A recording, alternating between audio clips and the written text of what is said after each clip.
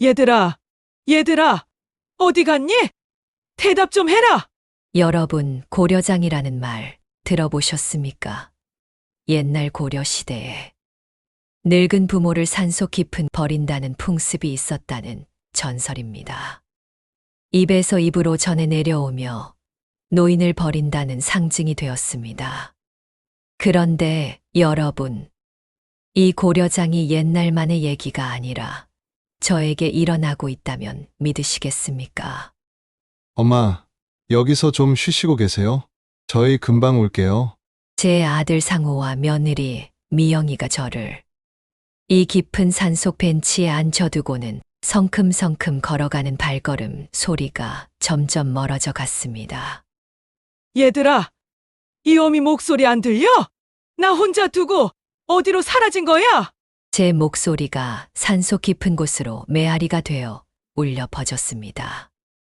목구멍이 칼칼하게 아프도록 소리쳤지만 대답은 없었습니다. 여러분 안녕하세요. 먼저 구독 버튼을 꾹 눌러주시면 건강하시고 좋아요 버튼을 톡 눌러주시면 행복해지십니다. 그냥 2개 다 눌러주시고 저랑 평생 인연 맺으셔요. 구독자분들이 좋아하실 만한 사연으로 자주 찾아뵙겠습니다. 마지막까지 함께 해주시고 댓글로 사연자분에게 위로가 될 만한 조언 부탁드리겠습니다. 감사합니다. 자, 이제 이야기를 시작하겠습니다. 저는 최말자, 올해 71살입니다.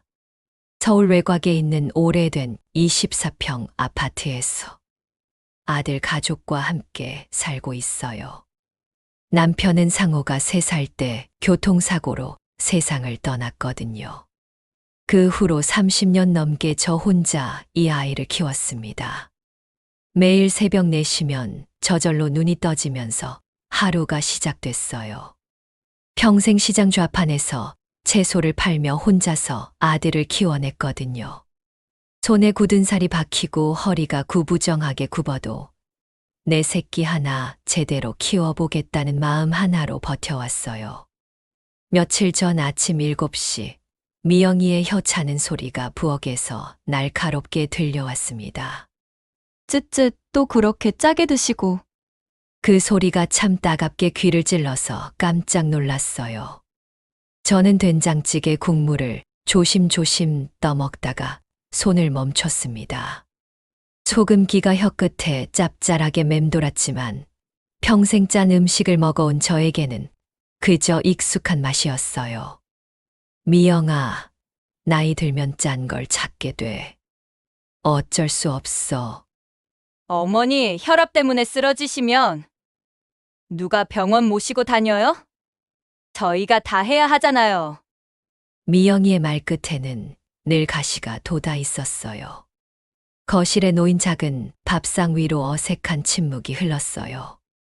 미영이가 찬장에서 그릇을 꺼내는 소리가 덜컥덜컥 났습니다. 평소보다 더 거칠게 다루는 것 같았어요. 어머니 요즘 혈압약 제대로 챙겨 드시고 계세요? 그럼 빠뜨리지 않고 먹고 있어. 그런데 왜 자꾸 부어 보이세요? 다리도 붓고 얼굴도. 미영이가 제 얼굴을 유심히 들여다보며 말했어요. 확실히 요즘 거울을 보면 얼굴이 좀 퉁퉁해 보이긴 했어요. 양말을 벗으면 발목에 양말 자국이 깊게 패여 있을 정도였어요. 나이 들면 다 그런 거 아니야? 별일 아니야. 어머니 그래도 병원에서 한번 보시는 게 좋을 것 같은데요. 이상했어요. 평소 같으면 제 건강에 별로 관심 없던 미영이가 갑자기 병원 얘기를 하다니요. 혹시 정말 제가 아픈 게 티가 나는 건가요? 아니면 다른 속셈이 있는 건가요? 그날 새벽 화장실이 급해서 깼는데 부엌에서 작은 불빛이 새어나오는 걸 봤어요. 누가 일찍 일어나서 뭘 하고 있는 걸까 싶어서 살금살금 다가가 봤습니다. 그런데 부엌에서 상호와 미영이의 목소리가 나직하게 들려왔어요. 1억 5천만 원이면 대출 다 갚고도 남겠네. 미영이의 목소리였어요. 1억 5천만 원이라니. 그게 무슨 돈을 말하는 거죠? 그러게. 미용실도 확장할 수 있고, 상호의 목소리였어요. 평소보다 더 작은 목소리로 속삭속삭 말하고 있었습니다. 저는 더 가까이 다가가서 들으려고 했어요. 차가운 바닥이 발바닥을 차갑게 실었지만 그런 건 신경 쓸 겨를이 없었습니다. 문제는 어머니가 너무 건강하다는 거야. 앞으로 10년은 더 사실 것 같은데. 그 순간 온몸에 소름이 오싹오싹 돋았어요. 제가 너무 건강해서 문제라고요. 10년은 더 살 것 같다고요? 도대체 무슨 소리인가요? 보험 만기까지는 아직 시간이 있으니까 천천히 생각해보자. 상호의 목소리도 평소와 달랐어요. 뭔가 심각하고 은밀한 이야기를 하고 있다는 걸 느낄 수 있었어요. 근데 여보, 만약에 말이야. 미영이의 말이 뚝 끊어졌어요. 그 침묵 속에 담긴 의미를 저는 알 것 같았어요. 너무 무서운 생각이 머릿속을 번개처럼 스쳐갔습니다. 설마 그런 생각을 하고 있는 건 아니겠죠. 어쨌든 조심해야 해. 지훈이가 눈치챌까봐. 상호가 말했어요. 지훈이 얘기까지 나오니 더욱 무서웠어요. 손자까지 속이면서 뭘 하려고 하는 거죠. 지훈이는 워낙 착한 아이라서 의심 안 할 거야. 그냥 할머니가 편찮으셔서 그런 줄 알겠지. 미영이의 목소리에는 확신이 담겨 있었어요. 마치 이미 모든 계획을 세워놓은 것 같았어요. 저는 더 이상 들을 수가 없었어요. 온몸이 덜덜덜 떨렸어요. 벽에 기대어 서 있는데 다리에 힘이 빠져서 주저앉을 것 같았습니다. 입안이 바싹바싹 말라서 침을 삼키기도 어려웠어요. 조용히 제자리로 돌아가려고 했는데 발에 뭔가 걸려서 비틀거렸어요. 슬리퍼였어요. 아까 찾던 그 슬리퍼가 거기에 있었는데 그걸 밟는 바람에 털썩 소리가 났어요. 어? 뭐야? 부엌에서 상호의 목소리가 들렸어요. 들켰나 싶어서 가슴이 터질 것 같았어요. 바람 소리 아닐까? 미영이가 말했어요. 아니야. 분명히 뭔가 소리가. 발걸음 소리가 부엌에서 나오는 게 들렸어요. 이쪽으로 오고 있는 것 같았어요. 저는 얼른 침대로 뛰어가서 이불을 뒤집었었습니다. 숨을 죽이고 자는 척했어요. 상호가 거실까지 나와서 둘러보는 소리가 들렸어요. 발걸음이 제 침대 가까이까지 왔어요. 숨소리가 들릴까봐 숨을 꾹 참았습니다. 엄마, 주무세요? 상호가 작은 목소리로 물었어요. 저는 자는 척하면서 대답하지 않았어요. 한참을 그렇게 서 있더니 다시 부엌으로 돌아갔어요. 그 후로는 더 작은 목소리로 대화하는 소리가 들렸지만 내용은 알아들을 수 없었어요. 30분쯤 지났을까 드디어 두 사람이 방으로 들어가는 소리가 들렸어요. 문 닫는 소리가 나고 나서야 저는 겨우 숨을 쉴 수 있었어요. 이불을 걷고 일어나 앉았어요. 온몸이 땀으로 흠뻑 젖어 있었어요. 등에서 식은땀이 줄줄줄 흘러내렸습니다. 손도 덜덜덜 떨려서 제대로 주먹을 쥘 수도 없었어요. 도대체 뭔 소리였을까요? 1억 5천만 원. 보험. 어머니가 너무 건강해서 문제. 이 말들이 머릿속에서 빙글빙글 맴돌았습니다. 며칠 후 아침, 상호가 아침 식사를 마치며 갑작스럽게 제안했습니다. 어머니, 오늘 날씨 좋은데 산책 어떠세요? 평소에는 주말에도 늦잠을 자거나 집에서 뒤척뒤척 쉬기만 하던 아들이 일찍 일어나서 이런 말을 하니 의외였어요. 그런데 그 제안을 들으니 온몸에 소름이 오싹오싹 돋았습니다. 며칠 전 새벽에 들었던 그 무서운 대화 때문에 이런 제안조차 의심스럽게 들렸거든요. 산책, 어디로? 제 목소리가 조금 떨렸어요. 목구멍이 칼칼해서 침을 꿀꺽 삼켰습니다. 관악산 자락에 있는 숲길이요. 공기도 좋고 어머니 무릎 운동에도 좋을 것 같아서요. 미영이도 맞장구를 쳤어요. 맞아요. 요즘 집에만 계시니까 답답하실 텐데요. 가족끼리 나들이 가요. 두 사람이 한 목소리로 산에 가자고 하니까 더욱 의심스러웠어요. 평소 같으면 저와 어디 나들이 가자는 얘기도 별로 안 했으면서 왜 갑자기 이런 제안을 하는 걸까요? 서로 눈을 마주치며 빙긋빙긋 웃는 모습이 어딘지 어색했어요. 아니야, 나는 집에 있을래. 다리도 아프고. 어머니, 그렇게 집에만 계시면 더 안 좋아요. 조금이라도 걸어야 건강해지는데. 미영이가 끈질기게 설득했어요. 평소 같으면 제가 싫다고 하면 그럼 됐어요 하고 그냥 넘어갔을 텐데 오늘은 왜 이렇게 고집하는 걸까요? 지훈이도 함께 가는 거야? 지훈이는 학원에 가야 해서요. 우리 셋이서만 가면 되죠? 아, 지훈이는 빼고 가자는 거구나. 더욱 의심스러웠어요. 왜 손자는 빼고 가려는 걸까요? 평소 같으면 지훈이도 함께 가자고 했을 텐데. 사실 며칠 전부터 계속 불안했던 터라 이런 제안을 받으니 더욱 무서웠어요. 하지만 너무 의심스러워하는 것 같으면 들킬까봐 걱정되었습니다. 그럼 가까운 데로만 가자. 네, 물론이죠. 멀리 가지 않을게요. 상호와 미영이가 서로 눈을 마주치는 걸 봤어요. 그 눈빛에서 뭔가 계획된 것 같은 느낌을 받았습니다. 마치 은밀한 신호를 주고받는 것 같았어요. 오후 2시 우리는 상호가 운전하는 차를 타고 관악산으로 향했어요. 뒷자리에 앉은 저는 창밖으로 스쳐 지나가는 풍경을 바라봤어요. 단풍이 물들기 시작한 나무들이 빨갛게, 노랗게 아름다웠지만 마음은 점점 무거워졌습니다. 차 안의 분위기가 어색했어요. 평소 같으면 어디 나들이 갈 때는 저기 봐, 저 나무 예쁘네 하며 즐거운 대화라도 나눴을 텐데 오늘은 모두들 입을 다물고 있었습니다. 라디오에서는 경쾌한 트로트가 흘러나왔지만 그 음악조차 어딘지 서글프게 들렸어요. 어머니 편하세요?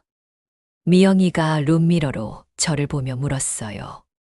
그 미소가 평소보다 어색해 보였어요. 억지로 짓는 미소 같았습니다. 입가는 웃고 있는데 눈은 웃지 않고 있었어요. 응, 괜찮다. 저도 대답을 했지만 실제로는 전혀 편하지 않았어요. 가슴이 두근두근거리고 손바닥에 식은땀이 촉촉하게 났습니다. 창문 손잡이를 꽉 쥐고 있는데도 손이 덜덜 떨렸어요. 차가 점점 산으로 들어갈수록 주변이 한적해졌어요. 사람도 별로 보이지 않고 차도 드문드문 다녔습니다. 도시의 소음이 멀어지면서 정적이 흘렀어요. 나무들이 점점 울창해지고 길도 좁아졌어요. 30분 정도 달린 후 차는 한적한 등산로 입구에 섰습니다.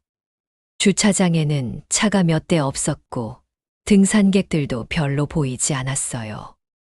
이런 외진 곳에 왜 온 걸까요?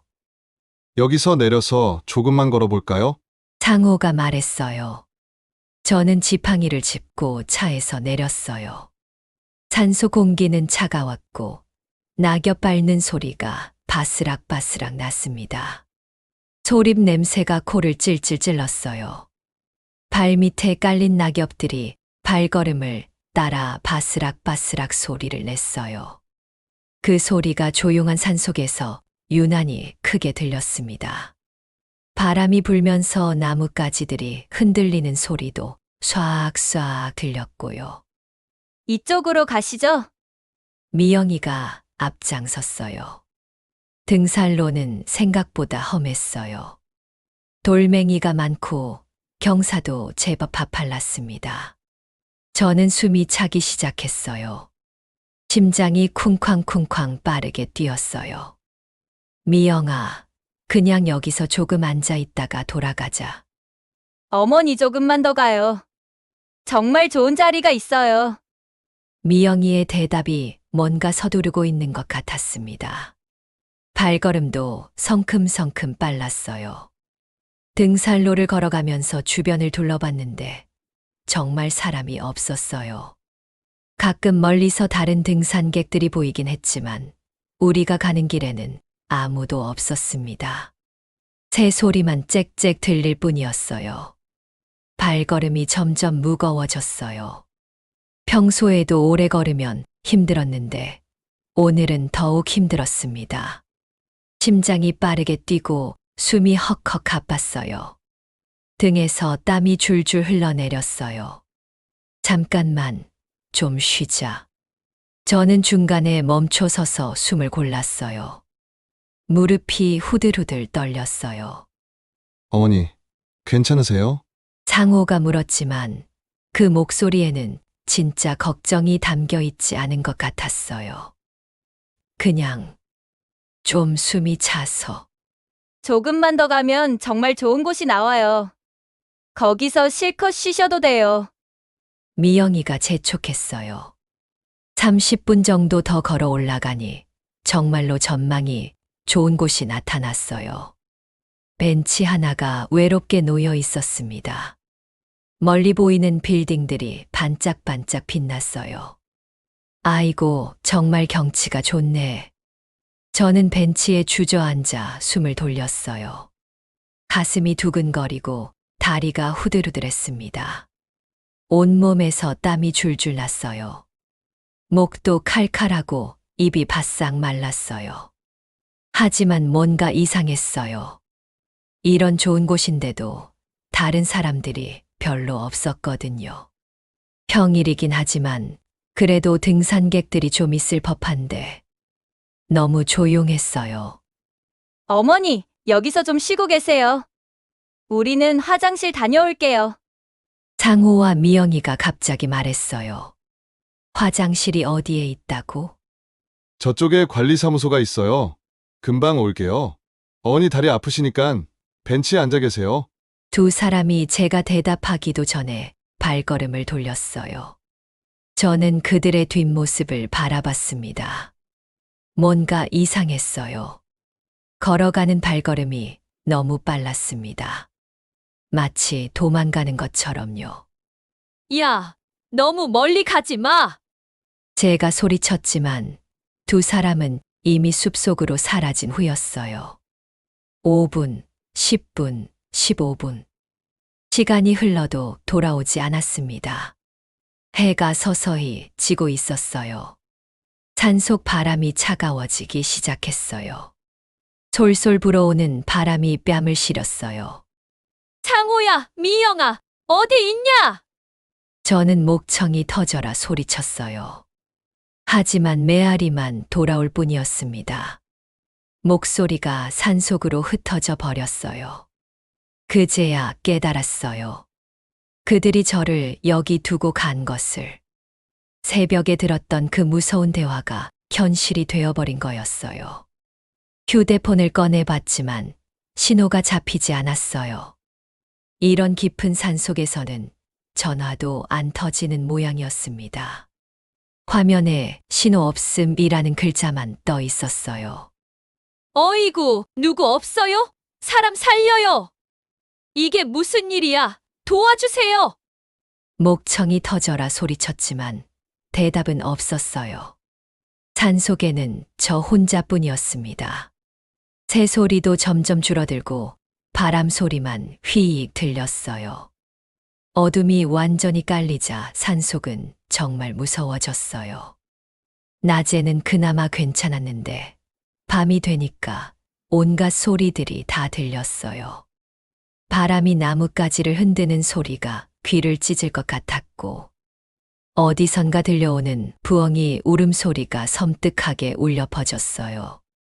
작은 동물들이 낙엽을 밟고 다니는 소리가 바스락바스락, 사각사각 여기저기서 들렸고, 모든 소리가 무섭게 들렸습니다.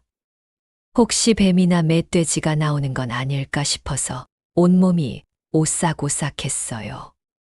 산속의 밤은 상상했던 것보다 훨씬 추웠어요. 저는 벤치 아래로 몸을 숨기고 가져온 얇은 카디건으로 몸을 최대한 감쌌습니다. 하지만 10월 밤 산속의 차가운 공기는 옷을 뚫고 들어와서 온몸을 시렸어요. 이빨이 딱딱딱딱 떨릴 정도로 추웠어요. 아이고, 추워. 너무 춥다. 이를 딱딱 떨면서 저는 몸을 동그랗게 웅크렸어요. 어릴 적 시골에서 살 때 겨울밤에 이불이 부족해서 떨었던 기억이 났습니다. 그때는 어머니가 등을 토닥토닥 해주셨는데 이제는 아무도 없었어요. 내가 정말 여기서 죽는 건가? 그런 생각이 들자 눈물이 뚝뚝뚝 나기 시작했어요. 71년을 살아오면서 이런 절망적인 상황에 처해본 적이 없었습니다. 제가 키운 아들과 며느리가 저를 이렇게 버렸다니 믿을 수가 없었어요. 눈물이 뺨을 타고 흘러내리면서 짠맛이 입가에 맴돌았어요. 하지만 울고만 있을 수는 없었어요. 어떻게든 살아남아야 했습니다. 저는 눈물을 손등으로 훔치고 주변을 둘러봤어요. 뭔가 도움이 될 만한 게 있는지 찾아봤습니다. 달빛이 희미하게 비춰서 주변이 어렴풋이 보였어요. 벤치 근처에 작은 나무 껍질 조각들이 있었어요. 그걸 모아서 바람막이라도 만들어 보려고 했지만 별로 도움이 되지 않았습니다. 그래도 뭐라도 하는 게 나았어요. 가만히 있으면 더 추워질 것 같았거든요. 손으로 낙엽을 긁어 모아서 몸 주변에 쌓기도 했어요. 시간이 얼마나 지났을까요? 어둠 속에서는 잘 보이지 않았어요. 달빛이 조금 있긴 했지만 구름에 가려져서 어둑어둑했습니다. 시간이 정말 안 갔어요. 1분이 1시간 같이 느껴졌어요. 새벽녘이 되니까 이슬이 내리기 시작했어요. 옷이 축축하게 젖으면서 몸이 더욱 차가워졌습니다.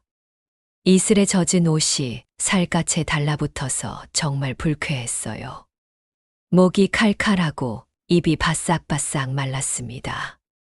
입술이 갈라지기 시작해서 혀로 핥아봤지만 더욱 따가웠어요. 물이 있어야 하는데. 기억을 더듬어 보니 올라오면서 작은 계곡 소리를 들었던 것 같았어요. 저는 조심스럽게 몸을 일으켜 세웠습니다. 다리가 후들후들거렸지만 물을 찾아야 살 수 있을 것 같았어요. 목이 너무 말라서 견딜 수가 없었거든요. 지팡이로 바닥을 짚어가며 소리 나는 쪽으로 천천히 걸어갔어요. 어둠 속에서 걷는 게 쉽지 않았어요. 돌에 걸려 넘어질 뻔하기도 하고 나뭇가지에 얼굴이 긁히기도 했습니다. 뺨에 나뭇가지가 스치면서 따끔따끔 아팠어요. 다행히 10분 정도 걸어가니 작은 샘물이 바위 틈에서 졸졸졸 흘러나오고 있었어요. 달빛에 비친 물이 반짝반짝 빛났습니다. 정말 천사의 선물 같았어요. 아이고, 고마워라. 정말 고마워. 저는 두 손으로 물을 떠서 마셨어요. 차가운 물이 목구멍을 타고 내려가면서 생명력을 불어넣어 주는 것 같았습니다. 얼마나 목이 말랐던지 물맛이 이렇게 달 수가 없었어요. 꿀맛 같았어요. 한 모금, 두 모금. 배가 출렁출렁할 때까지 마셨어요. 물을 마시고 나니 조금 정신이 맑아졌어요. 이제 어떻게 해야 할까요? 이대로 여기서 기다릴까요? 아니면 길을 찾아서 내려갈까요? 그런데 밤에 산길을 혼자 내려가기에는 너무 위험할 것 같았어요. 어둠 속에서는 길도 제대로 보이지 않고 넘어져서 다치기라도 하면 더 큰 일이 날 수 있거든요. 벼랑에서 떨어지기라도 하면 결국 새벽까지 기다리기로 했어요. 벤치로 다시 돌아가서 해가 뜰 때까지 버텨보기로 했습니다. 물을 마셨더니 조금은 힘이 났어요. 벤치에 앉아서 하늘을 올려다봤어요. 별이 정말 많이 보였습니다. 도시에서는 볼 수 없었던 수많은 별들이 반짝반짝반짝 빛나고 있었어요. 아름다웠지만 동시에 외로웠습니다. 이런 아름다운 광경을 혼자 보고 있다니.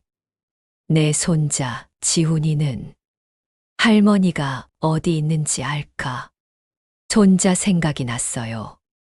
아마 집에 돌아와서 할머니가 없다는 걸 알면 깜짝 놀라겠지요. 하지만 부모님들이 뭐라고 둘러댈까요? 할머니가 길을 잃었다고 할까요? 아니면 할머니가 혼자 산책 나갔다가 돌아오지 않는다고 할까요? 시간이 정말 안 갔어요. 추위와 무서움, 그리고 외로움이 한꺼번에 몰려와서 견디기 힘들었습니다. 그래도 포기할 수는 없었어요.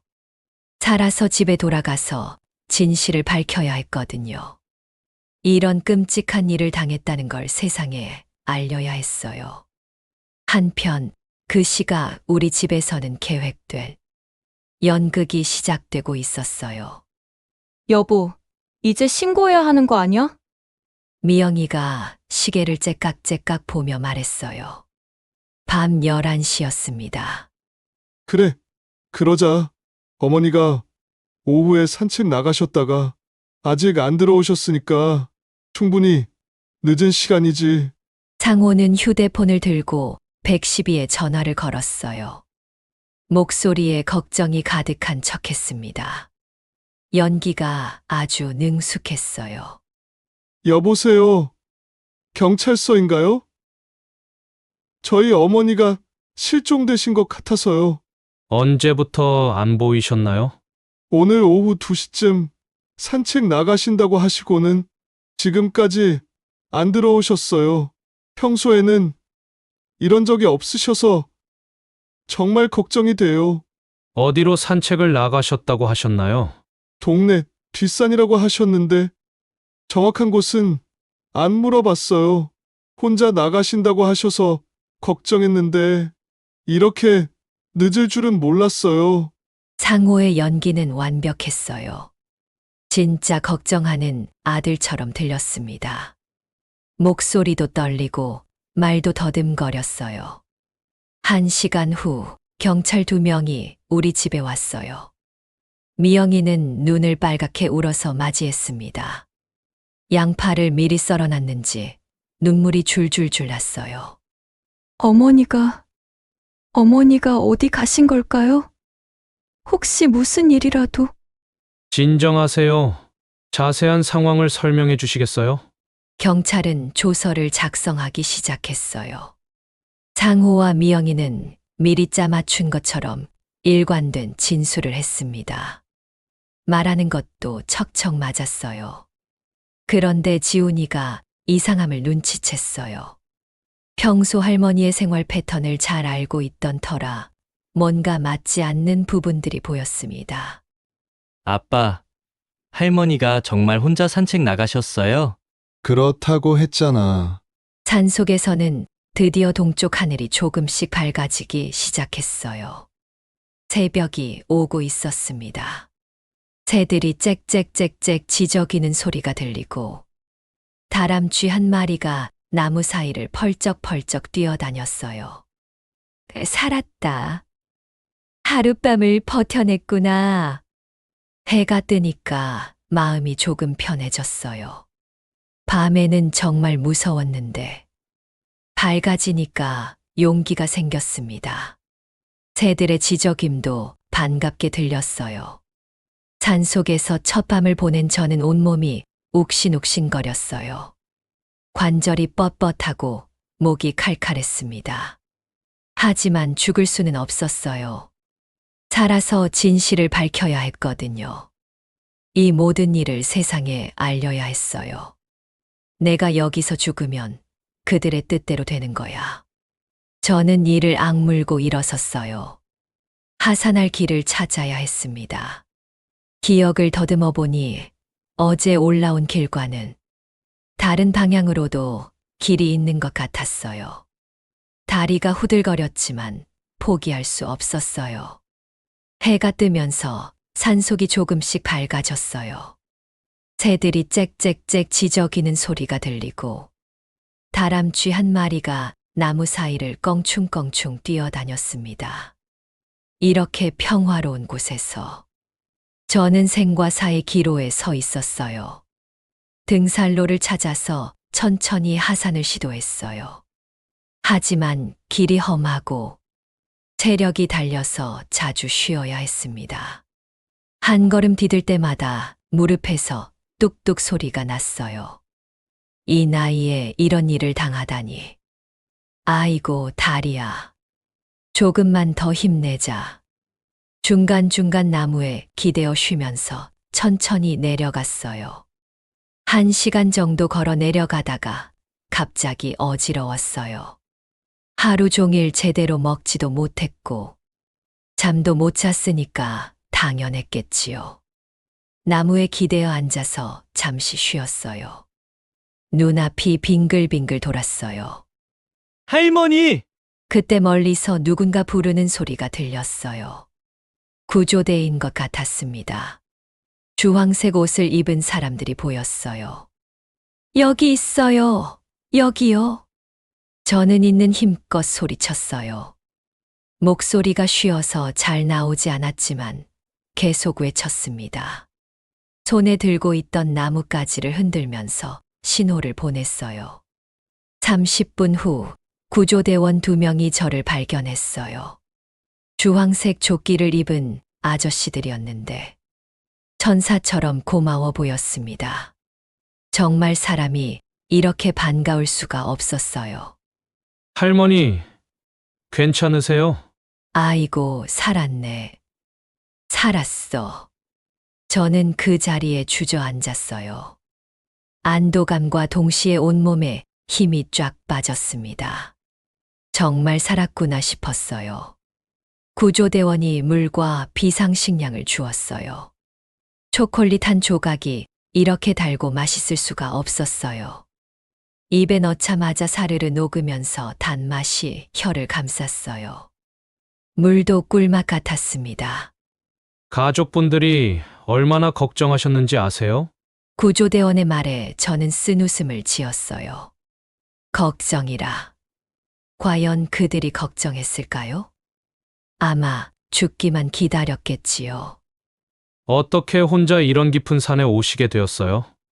그게 저는 잠시 망설였어요. 진실을 말해야 할까요? 하지만 아직 확실한 증거가 없었고 가족을 의심한다고 말하면 이상하게 들릴 것 같았어요. 길을 잃었어요. 아, 그러셨구나. 산은 위험하니까 앞으로는 혼자 오시면 안 되세요. 구조대원들의 도움으로 산을 내려왔어요.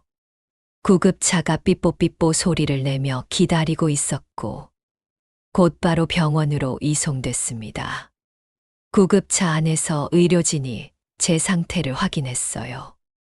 혈압이 좀 높으시네요. 많이 놀라셨나 봐요. 체온도 낮고 탈수 증상이 있으시네요. 사일은 소리가 귀를 쨍쨍 찔렀지만 그 소리조차 반가웠어요. 살아서 문명 세계로 돌아가고 있다는 증거니까요. 병원에 도착하자마자 응급실로 실려갔어요. 의사 선생님이 여러 가지 검사를 했습니다. 다행히 생명에는 지장이 없으시네요. 탈수 증상과 저체온증이 있지만 심각한 수준은 아니에요. 수액 맞으시고 좀 쉬시면 괜찮아질 거예요. 차가운 수액이 혈관을 타고 들어가는 느낌이 시원했어요. 병원 침대에 누우니 정말 살아 돌아온 기분이었습니다. 하얀 천장을 보니까 현실로 돌아온 것 같았어요. 그런데 1시간쯤 지나서 상호와 미영이가 병실로 뛰어들어왔어요. 연기인지 진짜인지 모르겠지만 눈물을 흘리고 있었습니다. 눈이 빨갛게 되어 있었어요. 어머니! 어머니, 정말 걱정했어요.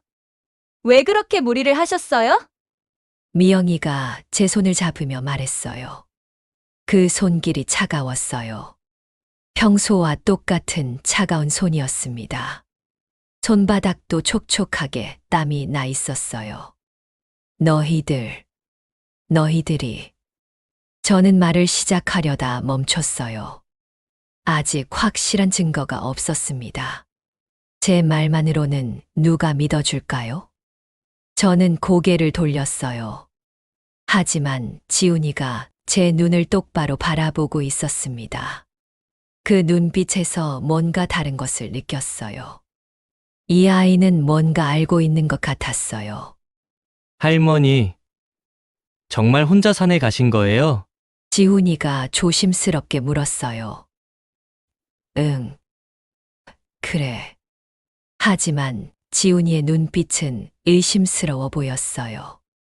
이 똑똑한 아이가 뭔가 눈치챈 것 같았습니다.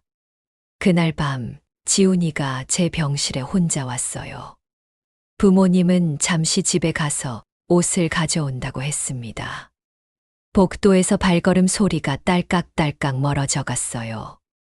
할머니, 정말 혼자 길을 잃으신 거예요? 지훈이의 질문에 저는 잠시 망설였어요. 이 아이에게 진실을 말해도 될까요? 너무 어린 나이에 이런 끔찍한 이야기를 들려줘도 될까요? 지훈아, 할머니가 이상한 이야기 해도 믿어줄 수 있겠니? 네, 할머니, 뭐든지 말씀해 주세요. 저는 산에서 있었던 일을 모두 이야기했어요. 지훈이의 표정이 점점 굳어졌습니다. 주먹도 꽉꽉 쥐고 있었어요. 역시 그랬구나. 지훈이는 휴대폰을 꺼내어 무언가를 보여줬어요. 화면을 켜면서 뭔가 찾는 것 같았어요. 할머니, 저도 이상하다고 생각했거든요. 그래서 지훈이가 휴대폰 화면을 보여줬는데 녹음 파일이 있었어요.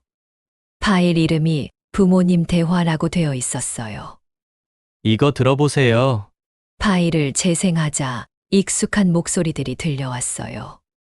상호와 미영이의 대화였습니다. 이제 어떻게 하지? CCTV 확인하면 들통나는 거 아니야? 괜찮을 거야. 우리가 모르는 척하면 돼.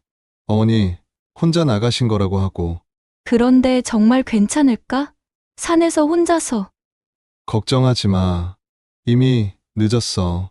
이제 와서 찾으러 갈 수도 없고. 보험금은 언제쯤 나올까? 실종 신고하고 7년 지나야 사망 선고를 받을 수 있어. 너무 오래 걸리네. 그래도 참자. 1억 5천만 원이면 충분히 기다릴 만해. 제 얼굴이 창백해졌어요. 정말로 계획된 일이었구나. 지훈이가 이 모든 걸 녹음해뒀다니. 손이 덜덜덜 떨렸어요. 할머니, 이걸 경찰에 신고해야 해요. 하지만 지훈아, 그러면 내 부모님이. 상관없어요. 잘못한 사람이 벌 받는 게 맞아요. 지훈이의 단호한 목소리에 저는 고개를 끄덕였어요. 이제 진실을 밝힐 때가 온 것 같았습니다. 근데 지훈아, 넌 언제부터 의심했니? 할머니가 나가시던 날 아침부터요. 아빠, 엄마가 너무 이상했거든요. 평소에는 할머니랑 나들이 가자는 얘기도 안 했는데 갑자기 그러니까. 그래서 녹음을 해둔 거야? 네, 뭔가 이상한 일이 일어날 것 같아서요. 그래서 몰래 녹음 앱을 켜뒀어요. 지훈이의 기특함에 눈물이 났어요. 이 아이가 아니었다면 진실은 영원히 묻힐 뻔했습니다. 정말 똑똑한 아이예요. 할머니, 내일 아침에 경찰서에 가요.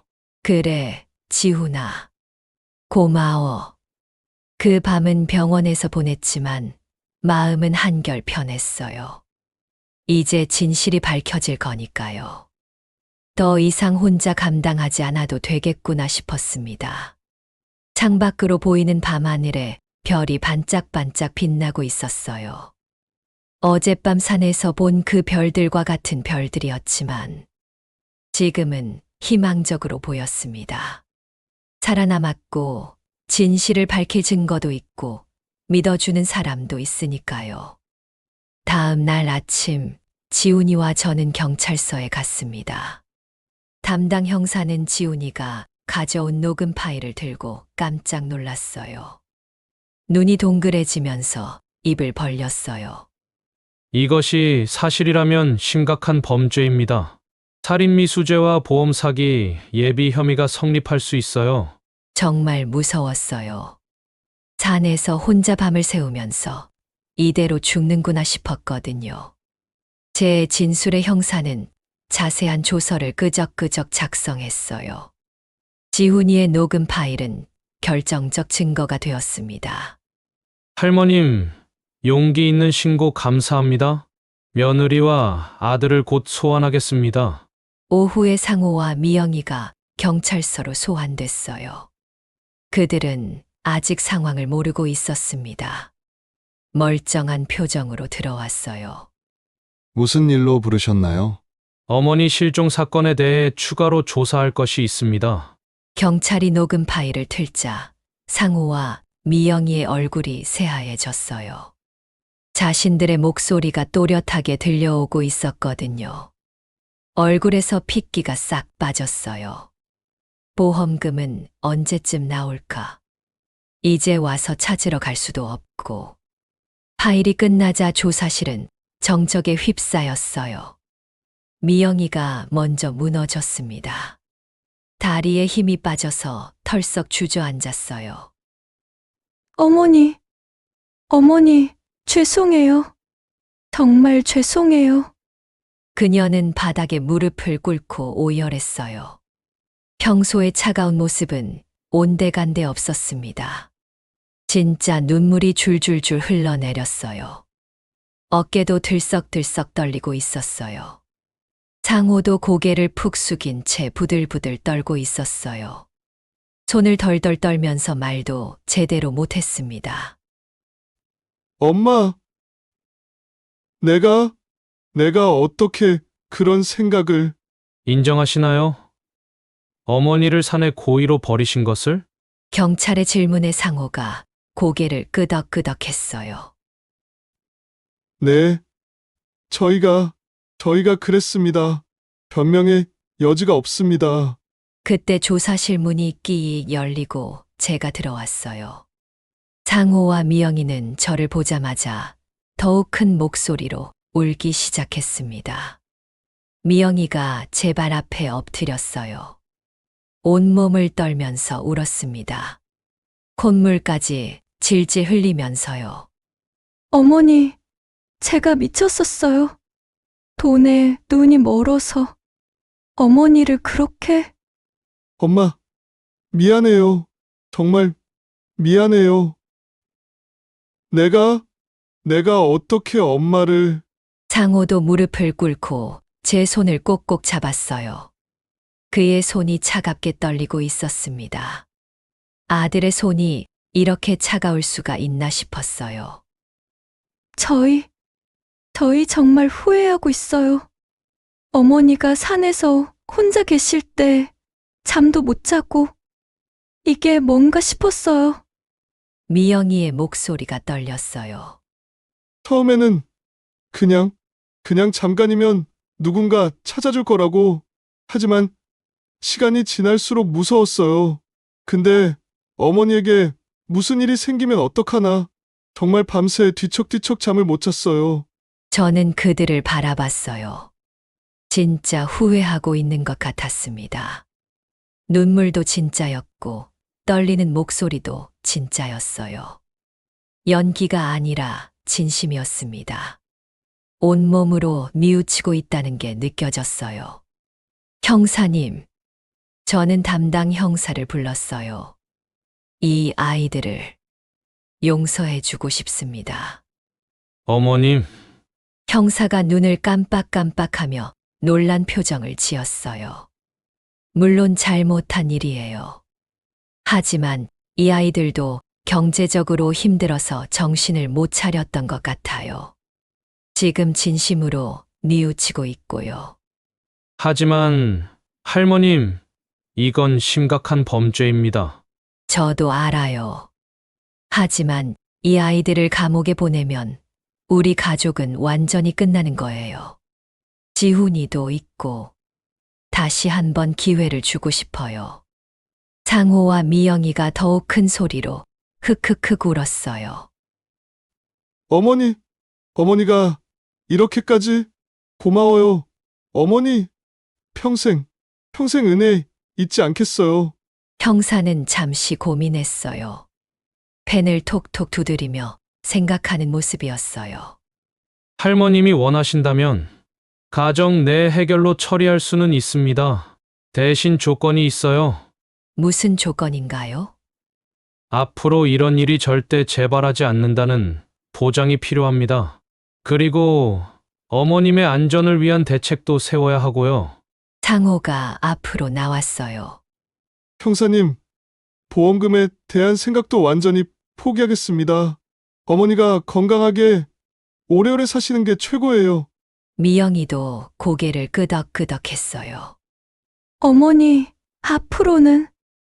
앞으로는 정말 친딸처럼 모시겠어요. 제가 너무 철없었어요. 그날 저녁 우리는 모두 집으로 돌아왔어요. 오랜만에 온 가족이 한자리에 앉았습니다. 현관문을 열고 들어서니 집안이 따뜻하게 느껴졌어요. 저녁 식탁에는 미영이가 정성껏 준비한 음식들이 알록달록 올라와 있었어요. 제가 좋아하는 된장찌개도 있었는데 평소보다 짜지 않게 끓였더라고요. 간이 딱 알맞았어요. 국물을 후루룩 마시니까 정말 맛있었어요. 어머니, 입맛에 맞으세요? 응, 맛있다. 정말 맛있어. 사실 무슨 맛인지는 잘 모르겠었어요. 너무 많은 일이 있었거든요. 하지만 이렇게 가족이 함께 앉아 밥을 먹는 것만으로도 행복했어요. 젓가락이 그릇에 닿는 소리, 음식을 씹는 소리까지 모든 게 평화로웠어요. 할머니, 지훈이가 제 손을 따뜻하게 잡았어요. 정말 용서해 주신 거예요? 그럼 뭘? 하지만 지훈아, 사람은 실수할 수 있어. 중요한 건 그 실수를 깨닫고 고치는 거지. 상호가 젓가락을 놓고 말했어요. 엄마, 앞으로 정말 잘할게요. 엄마 건강도 챙기고 병원도 모시고 다니고. 그리고 어머니, 미용실 일이 바빠도 어머니 모시는 건 최우선으로 생각하겠어요. 미영이도 진심 어린 목소리로 말했어요. 목소리가 떨리고 있었어요.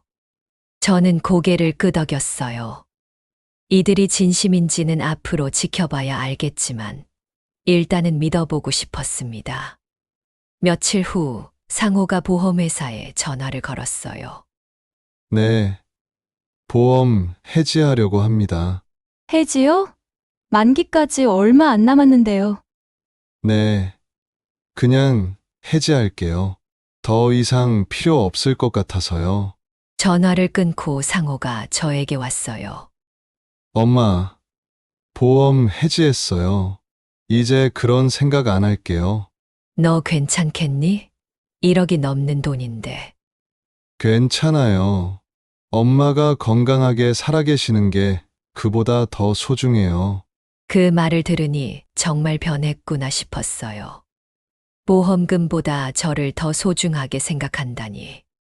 가슴이 뭉클해서 눈물이 핑 돌았어요. 그로부터 6개월이 지났습니다. 우리 집의 분위기는 완전히 달라져 있었어요. 마치 다른 집에 사는 것 같았습니다. 어머니, 아침 드세요. 미영이가 정성스럽게 차린 아침상을 가져다 주었어요. 고혈압에 좋다는 음식들로 구성된 식단이었습니다. 시금치 무침, 두부 조림, 미역국. 모두 짜지 않게 간이 되어 있었어요. 색깔도 예쁘게 맞춰놨더라고요. 미영아, 너무 신경 쓰지 마. 나 괜찮아. 어머니, 건강이 제일 중요해요. 앞으로 100살까지 사셔야 해요. 예전 같으면 부담스럽게 들렸을 말이 이제는 따뜻하게 느껴졌어요. 진심이 담겨 있다는 걸 알 수 있었거든요. 미영이가 설거지를 하는 소리도 달라졌어요. 예전에는 그릇을 거칠게 덜컹덜컹 부딪히며 씻었는데 이제는 조심조심 다뤘습니다. 상호도 회사에서 돌아오면 제일 먼저 제 안부를 물었어요. 엄마, 오늘 어떻게 지내셨어요? 어디 아픈 데는 없고요? 괜찮다. 미영이가 잘 챙겨줘서. 다행이에요. 내일은 병원 정기검진 가는 날이니까 제가 모시고 갈게요. 이제는 병원에 가는 것도 무섭지 않았어요. 진짜 건강을 위해서라는 것을 알 수 있었거든요. 상호가 직접 모시고 가서 의사 선생님 설명도 함께 들어주고 약도 꼼꼼히 챙겨주었어요. 어느 날 시장에 나간 저에게 순덕이가 말했어요. 말자 언니, 요즘 정말 좋아 보여요. 뭔 좋은 일 있어요? 글쎄, 가족들이 잘해줘서 그런가 봐. 며느리분하고 잘 지내시나 봐요? 응, 이제는 정말 친딸 같아. 순덕이가 놀란 표정을 지었어요. 눈이 동그래졌어요. 아이고, 며느리가 변했나 보네. 다행이다. 저는 미소를 지었어요. 사람은 정말 변할 수 있다는 것을 깨달았습니다. 물론 쉽지는 않았지만 진심으로 노력하면 가능하다는 것을요. 시장에서 장을 볼 때도 미영이가 함께 따라와 주곤 했어요. 무거운 걸 들어주고 흥정도 도와주고. 예전에는 혼자 다녔는데 이제는 며느리와 함께 다니니까 든든했어요. 어머니, 이 배추 어때요? 싱싱해 보이는데. 그래, 좋아 보이네. 사자. 네. 그럼 이거로 김치 담가 드릴게요. 미영이가 직접 김치도 담가 주었어요. 처음에는 서툴러서 너무 짜게 하거나 싱겁게 했지만 점점 맛있게 담그게 되었습니다. 제가 옆에서 이만큼 넣어라, 조금 더 넣어라 하며 알려준 대로 따라했거든요. 지훈이는 고3이 되었지만 예전과 달리 부모님과의 관계도 많이 좋아졌어요. 아빠, 엄마, 할머니 덕분에 우리 가족이 진짜 가족 된 것 같아요. 그러게, 할머니가 우리를 용서해주지 않았으면. 상호의 목소리가 잠시 떨렸어요. 이제 그런 생각하지 마. 다 지난 일이야. 제가 말하자 미영이가 제 손을 꽉꽉 잡았어요. 손이 따뜻했습니다. 예전의 차가운 손과는 완전히 달랐어요. 어머니, 정말 감사해요. 저희에게 다시 한번 기회를 주셔서. 가족이잖아. 가족은 서로 용서하고 사랑하는 거지. 어느 저녁 지훈이가 대학 합격 소식을 알려왔어요. 할머니, 아빠, 엄마, 붙었어요. 사회복지학과에 합격했어요. 온 가족이 환호했어요. 박수도 짝짝짝 치고 서로 얼싸안고. 정말 우리 지훈이가. 네. 할머니처럼 어려운 분들을 도와주고 싶어요. 그리고 가족의 소중함도 알려드리고 싶고요.